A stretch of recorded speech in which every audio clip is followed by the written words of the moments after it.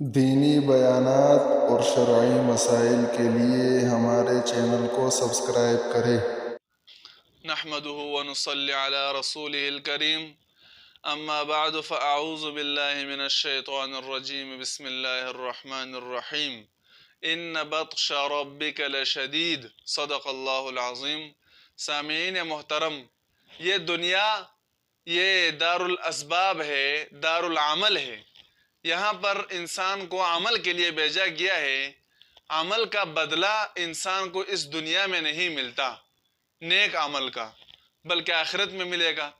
اگر کوئی نیک اعمال کرتا ہے تو اس کا اچھا بدلہ بھی اس کو آخرت میں ملے گا۔ اگر کوئی برے اعمال کرتا ہے، گناہ کرتا ہے، تو اس کا برا نتیجہ اس کے سامنے قیامت کے دن آئے گا، دنیا میں نہیں آئے گا۔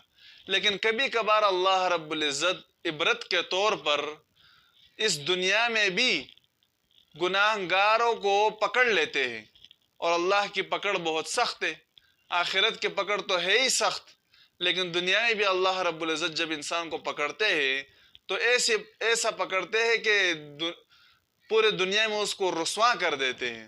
چند دن پہلے دبئی میں یہ فیصلہ ہو چکا تھا کہ وہاں پر ایک عالمی مندر بنایا جائے، ہندوؤں کا عبادت خانہ، جس میں پورے دنیا سے ہندو آئے اور پوجا پاٹ کرے اس میں۔ تو اللہ رب العزت نے عبرت کے طور پر دنیا کو دکھانے کے لیے ابوظبی، مسقط اور دبئی پر ایسی اولے برسائے اور ایسے سیلاب اور طوفان ان پر بھیج دیے کہ ان کو نشان عبرت بنا دیا۔ ان کی بلڈنگیں، ان کے عمارات، ان کی بڑی بڑی ہوٹل اور ان کی بڑی بڑی گاڑیاں اور کارخانے اور یہ ساری چیزیں جو ہے پانی میں ڈوب گئی، اور پانی میں ایسے بہہ گئی جیسے تنکا پانی میں بہہ جاتا ہے، اور ایسے اولے برسے کہ گاڑیوں کے شیشے ٹوٹ گئے، بلکہ گاڑی چکناچور ہو گئی، گاڑیاں چکناچور ہو گئی۔ تو یہ اللہ رب العزت کی پکڑ ہے ان پر۔ اللہ کی پکڑ سے تو کوئی نہیں بچ سکتا۔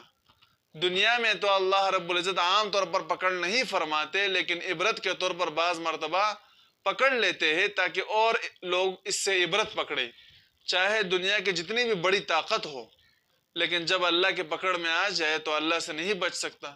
فرعون جیسا طاقتور حکمران جس نے 400 سال ایسی حکومت کی کہ نہ اس پر کوئی بیماری آئی، نہ کوئی پریشانی اس پر آئی، اور اس نے خدائی کا دعویٰ کیا، نہ ربکم الاعلیٰ۔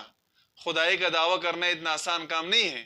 جو خدائی کا دعویٰ کرے گا تو لازمی بات ہے اس کے پاس کوئی طاقت تو ہوگی۔ اتنی طاقت کے باوجود جب اللہ رب العزت کے پکڑ میں آیا تو اپنے پورے لاؤ لشکر کے ساتھ، اپنی پوری قوت اور طاقت کے ساتھ اور فوج کے ساتھ اللہ رب العزت نے اس کو دریا میں غرق کر دیا اور تباہ و برباد کر دیا، ختم کر دیا، اس کا نام اور نشان مٹا دیا۔ اسی طرح نمرود جیسا حکمران جس نے پوری دنیا پر اپنی حکومت قائم کی اور اپنے طاقت کا ڈنکا بجایا اس نے، اور پوری دنیا کی طاقتوں کو سرنگو کر دیا اس نے، لیکن جب اللہ رب العزت کی پکڑ میں آیا وہ اور اللہ کی طاقت اور قدرت کو اس نے چیلنج کیا، تو اللہ رب العزت نے اپنے کمزور ترین مخلوق مچھروں کو اس پر مسلط کر دیا، اور ایسے مچھر ان پر مسلط کر دیے کہ ہمارے والے مچھر خون پیتے ہیں اور وہ مچھر گوشت کھاتے تھے۔ روایات میں آتا ہے کہ چند گھنٹوں میں اس کے پورے لشکر پر جب وہ مچھر گزرے تو ان کے لشکر میں کسی آدمی کا گوشت نہیں بچا تھا، سب کی ہڈیاں بچ گئی تھی، اور نمرود وہ تو ایک لنگڑے مچھر کے ذریعے ہلاک ہو گیا، تباہ ہو گیا، اور اپنی پوری طاقت گنوا بیٹھا۔